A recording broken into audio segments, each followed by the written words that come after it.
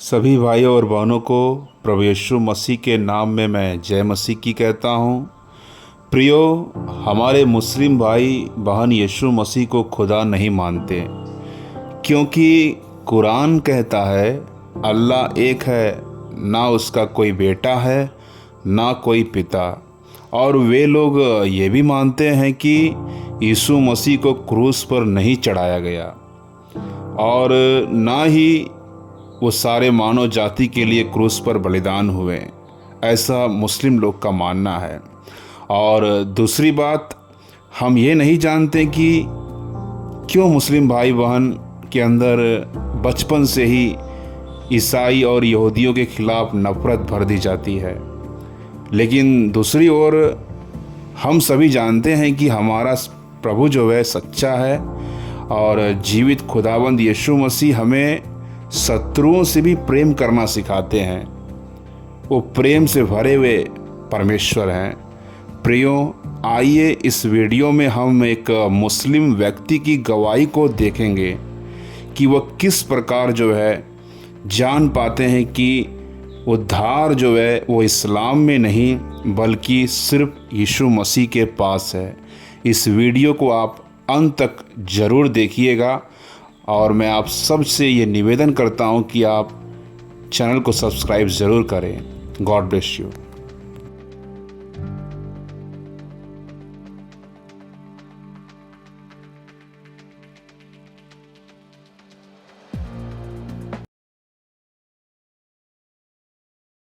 रहमतुल्लाहि व बरकातुहू। मेरा नाम ज़ैदे खान है। मैं यूपी का रहने वाला हूँ जो इंडिया में है।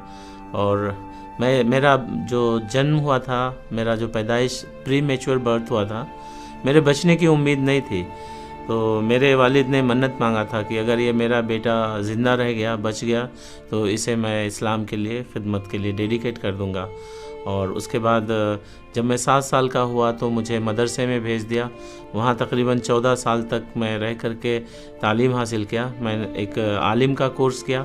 आलिम बनने के बाद मुझे 1989 में नेपाल भेज दिया गया, जहाँ मैं SIO के जानिब से काम करता था, जो जमात इस्लामी का एक रुकन है, एक हिस्सा है। और वहाँ मैं पेश इमाम की तौर पर एक मस्जिद है, जिस मस्जिद में मैं खिदमत गुजारी करता था। मेरे अंदर बहुत जोश था कि मैं इस्लाम के लिए कुछ करना चाहता हूँ। मैं सोचता था कि मैं अपने कौम के लिए, अपने इस्लाम के लिए कुछ करना चाहता हूँ। और मेरे अंदर मदरसे में जब मैं था तो मेरे अंदर नफ़रत भर दिया गया था कि ईसाई और यहूदी लोग ये इस्लाम के दुश्मन हैं। और फिर जब मैं काठमांडू में इमाम की हैसियत से काम करता था तो 1991 में मुझे एक दावत मिला, जहाँ पर दिल्ली में एक ऑल इंडिया के सारे जमात इस्लामी के लोगों का एक नशिस्त था, बैठक था। और उस कॉन्फ्रेंस में मुझे आने के लिए इनवाइट किया गया। 3 दिन का इस्लामिक कॉन्फ्रेंस अटेंड करने के बाद फिर जब मैं वापस काठमांडू जा रहा था तो मेरा जो सफ़र बस का सफ़र था, बस से जा रहा था, तो रास्ते में एक जगह पड़ता है जिसे नारायण घाट कहते हैं। वहाँ सुबह के वक्त मेरी बस नाश्ता करने के लिए रुकी। मैं बस से उतरा। नाश्ता करने के बाद मैं वापस बस में बैठने जा रहा था। इससे पहले कि मैं बस तक पहुंचता, मेरे सामने 3 मेरे हम उम्र के नौजवान लड़के मिले और जो मुझे देखते ही सलाम किया, क्योंकि उस वक्त मैं कुर्ता पजामा और पगड़ी बांध के रखता था।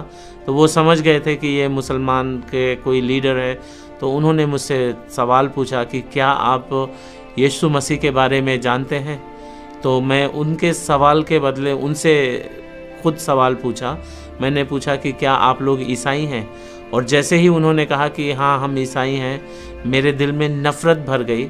और मैंने सोचा अपने दिल में कि इन लोगों से मैं बहस करूं और इनको जलील करूं, इनकी बेइज्जती करूं। और मैं उस वक्त उनसे जो है सवाल जवाब करने लगा, मैं बहस मुबाहसे करने लगा। और मेरा जो बहस का मुद्दा ये था कि क्या ईसाई लोग 3 खुदा की इबादत करते हैं? क्या ईसा अल मसीह खुदा का बेटा है? जबकि कुरान कहती है कि लम यलिद वलम यूलद वलम यकुल लहू कुफुवन अहद, कि कह दो खुदा एक है, उसके ना कोई औलाद है, ना वो किसी का बाप है, ना उसका कोई बेटा है। तो मैंने ये भी कहा कि क्या खुदा ईसा अल मसीह का बाप है? उसके तो कोई बीवी नहीं, तो उसके बेटा कैसे हो सकता है?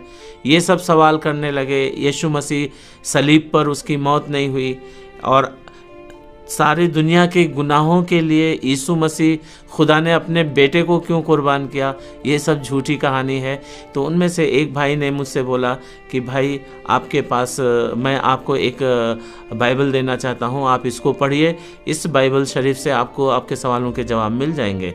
लेकिन मैंने कहा मैं क्यों बाइबल पढ़ूँ, आपका बाइबल तो बदल दिया गया है, इसमें रद्दो बदल हुआ है। तो उन्होंने कहा कि नहीं, इसमें आप पढ़ेंगे तो आपको पता चलेगा। फिर भी उनमें से एक ने कहा, जब मैंने ये कहा कि मेरे पास कुरान शरीफ है और कुरान मेरे लिए मुकम्मल है, कुरान में लिखा है अल-यौमा अकमलतु लकुम दीनकुम, कि मैंने तुम्हारे लिए दीन को मुकम्मल कर दिया है। तो उन्होंने कहा ऑफकोर्स आपका दीन शायद मुकम्मल होगा, लेकिन आपके कुरान में एक चीज़ नहीं है। हमने कहा क्या नहीं है? तो उन्होंने कहा नजात नहीं है। और उसका सचमुच मेरे पास जवाब नहीं था। उन्होंने एक आयत कोट किया कुरान, उसका चैप्टर 46 का 9 आयत, जहाँ लिखा है, मोहम्मद साहब कहते हैं कि मैं नहीं जानता कि हिसाब व किताब के दिन मैदान महशर में अल्लाह ताला मेरे साथ क्या सलूक करेगा। उनकी उस सवाल से मेरे दिल में झटका लगा और मैं सोचा उनसे राब्ता हटा लूं और मैं कहीं और चला जाऊं, और उनसे जो है उनसे पीछा छुड़ाना चाहता था। फिर मैंने कहा कि ठीक है, ये किताब दे दो, मैं पढ़ूंगा। लेकिन दिल में मैंने सोचा जब मैं बस में बैठूंगा तो उस किताब को मैं फेंक दूंगा। लेकिन जैसे मैं वो किताब लिया, यानी इंजील शरीफ, और जब मैं बस की तरफ गया, मुझे ध्यान नहीं था कि मैं कितना लेट हो गया हूँ। तो बस मेरी जा चुकी थी, मिस हो गई थी, छूट गई थी। अब मैं बहुत दुखी हुआ और उनको कोसना शुरू कर दिया, और मैंने कहा ये तो शैतान लोग थे, इनकी वजह से हमारी बस मिस हो गई। और फिर मैं जब दोबारा दूसरी बस से रवाना हुआ तो वो बस आगे जाके करीब 2 घंटे के बाद एक जगह मेरी बस रुक गई और वहाँ भीड़ थी लोगों की। तो मैं भी उतरा कि क्यों ये भीड़ है।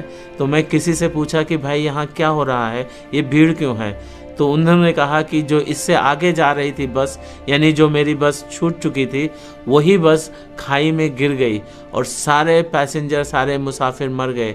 तब मैंने सोचा अरे मैं कैसे बच गया, मुझे भी तो आज मरना था।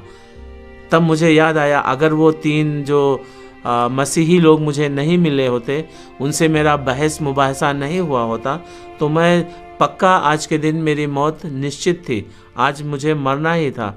फिर मैं खुदा से शुक्रिया अदा किया कि अल्लाह तेरा लाख लाख शुक्र है, तूने तेरे फरिश्तों को भेज करके मुझे बचा लिया। तब मैं अपने दिल में ये सोचना शुरू किया कि मैं क्यों बच गया, कैसे बच गया, और मसीही लोग कौन थे, वो क्या वो फरिश्ते थे और वो मसीह के फॉलोअर्स थे। तो कुरान से मैं सोचना शुरू किया, और कुरान में लिखा है कि जो मसीही लोग हैं, वहाँ लिखा है या ईसा इन्नी मुतवफ़्फ़ीका व राफ़िउका इलैया व मुतहरिकुमुल लज़ीना व जाइलुल लज़ीना तबऊ फ़ौक़ल लज़ीना अला यौमिल क़ियामा, कि क़यामत के दिन तक अल्लाह ताला उनको काफिरों पर फ़तेह याब रखेगा और उनको काफिरों के ऊपर जय देगा। तो मैंने, अगर ये काफिर होते तो कुरान तो इनको काफिर नहीं कहता है, इनको कुरान जो कहता है कि ये मसीह के ताबेइन हैं और ये काफिरों पर गालिब होंगे।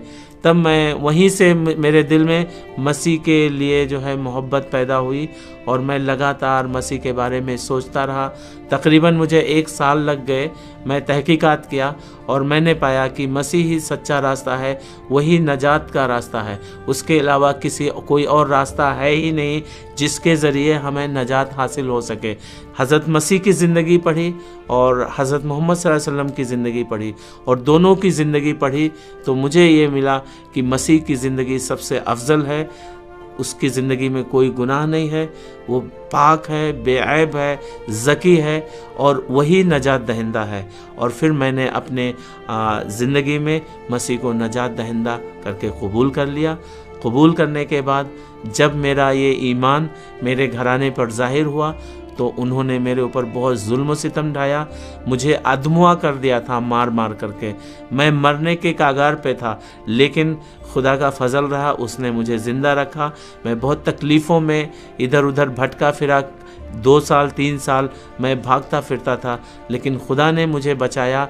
आज भी वो मेरा चरवाहा बन करके वो मुझे चराता है और मैं उसमें मगन होता हूँ, और खुदा ने मुझे जो खिदमत दी है उसकी खिदमत गुजारी करता हूँ।